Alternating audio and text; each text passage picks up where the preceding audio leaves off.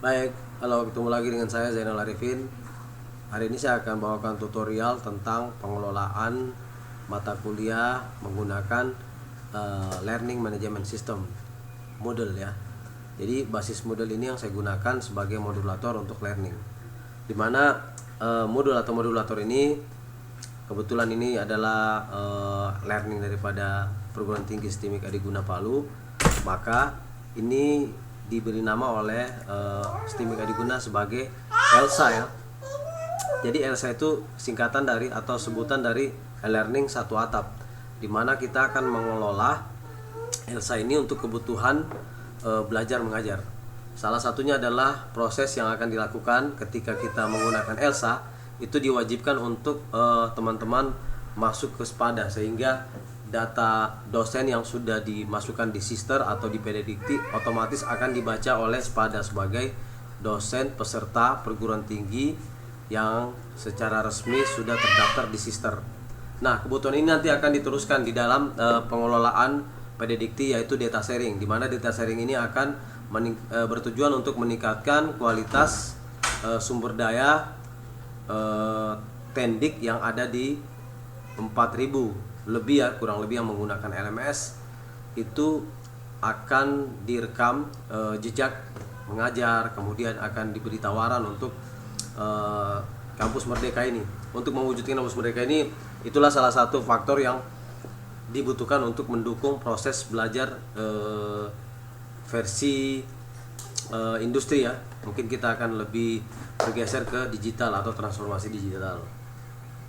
Baik, kita langsung saja ya. Jadi ini nanti yang daftar sini tidak bisa saya karena adalah dosen yang terdaftar. Maka nanti ketika masuk atas nama Ibu Anissa Yulandari, itu langsung aja diisi ya, sesuaikan. Nanti adigunanya dihapus, Nisa Yulandari sesuai dengan akte kelahiran atau resmi ya, nama resmi yang digunakan di Sister. Kemudian email bisa diganti, status sebagai dosen atau mahasiswa. Kebetulan di sini ada dua pilihan, maka masuklah sebagai dosen.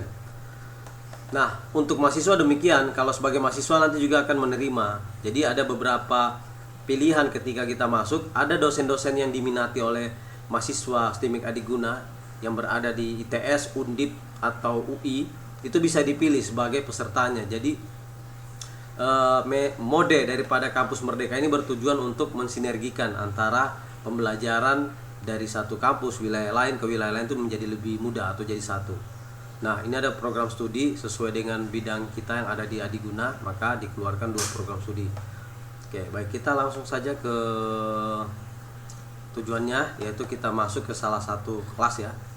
Kita masuk ke salah satu kelas. Ini ada beberapa kelas di sini yang sudah terbuka. Saya masuk ke salah satu kelas, yaitu sistem operasi ya. Jadi statusnya dosen Ibu Anissa ini menjadi peserta atau menjadi mahasiswa, sementara dosennya adalah saya sendiri. Nah, jadi kalau kita melihat view daripada proses ini, Ibu Anissa tidak bisa menambahkan materi. Tetapi di sini saya akan bercerita bagaimana caranya dosen itu memaparkan materi-materi secara blended learning. Jadi di sini saya akan paparkan. Jadi di sini sebagai peserta atau mahasiswa pada kelas sistem operasi TI 31 ini kita bisa lihat ya. Pertama, dosennya memberikan informasi dalam sebuah gambar atau bentuk gambar, di mana bertujuan untuk mempermudah proses peserta untuk memahami ya materi atau mata kuliah yang diampu itu adalah spesifik atau tujuannya adalah hal-hal itu. Kemudian untuk announcement atau informasi atau pengumuman. Nah, di sini kita lihat teman-teman dosen sekalian, kita bisa melihat di sini ada RPS ya, rencana pembelajaran semester yang dikeluarkan oleh program studi terkait. Kebetulan di sini pada Adiguna adalah program studi teknik informatika. Jadi MK ini adalah MK yang dikurikulumkan atau diprogram oleh program studi TI. Nah, ini adalah kode MK-nya. Jadi 55/201303. Nah, ini adalah contoh penjabaran bagaimana caranya dosen itu memaparkan bahan-bahan informasi apa saja yang ditaruh di media kelas ini, sehingga mahasiswa bisa menerima secara utuh. Baik, kemudian ada CPL. Nah, kebetulan CPL dari Prodi belum dikeluarkan, makanya saya masih mengosongkan. Untuk capaian MK atau mata kuliah pembelajaran dari dosen ke mahasiswa itu ada 4 ya, M1 sampai M4 ya. Jadi M1 ini dosen itu bagaimana caranya membuat mahasiswa itu mampu memahami konsep dasar dari sistem operasi. Jadi teman-teman pendidik, saya kembali lagi ke masing-masing ya.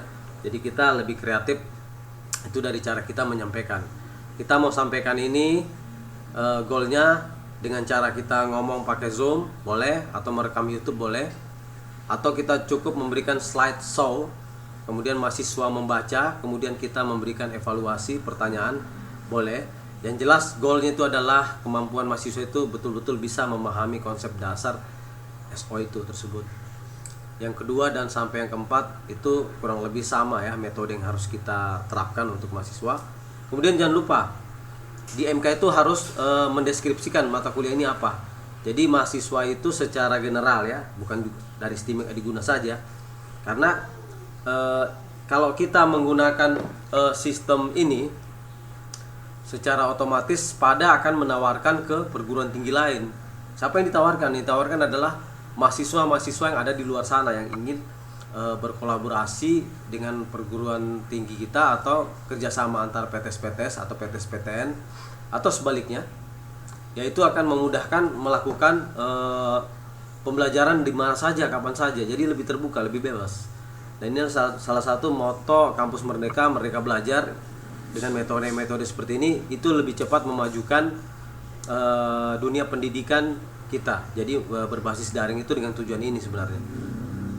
Kemudian untuk mata kuliah ini memberikan sistem operasi untuk melakukan pengolahan proses dari sistem komputer, mengkoordinasikan semua komponen yang ada di komputer dan berinteraksi dan bekerja sama antara dengan yang lainnya. Jadi kita punya deskripsi tentang sistem operasi ini adalah sebuah ekosistem teknologi di mana teknologi ini akan bekerja dan berkaitan satu dengan yang lainnya, dan merupakan satu ekosistem teknologi yang dikendalikan oleh operasi sistem, sehingga mahasiswa memahami dengan jelas bahwa proses demi proses itu memiliki tahapan. Nah, baik, yang berikut adalah materi pembelajaran atau pokok bahasan. Kalau istilah di luar ini namanya outline course. Outline course itu adalah beberapa materi yang akan kita paparkan selama 1 semester. Ini kebetulan ada 14 kali pertemuan. Saya merangkumnya menjadi 14 kali poin. Yang pertama pendahuluan atau mukadimah yang diawali dengan improvisasi, kemudian materi-materi di luar kampus, atau bercerita tentang awal bagaimana perlunya sistem operasi ini dalam dunia teknologi informasi, apa peranan besar dan seterusnya. Nah, ini pendahuluan.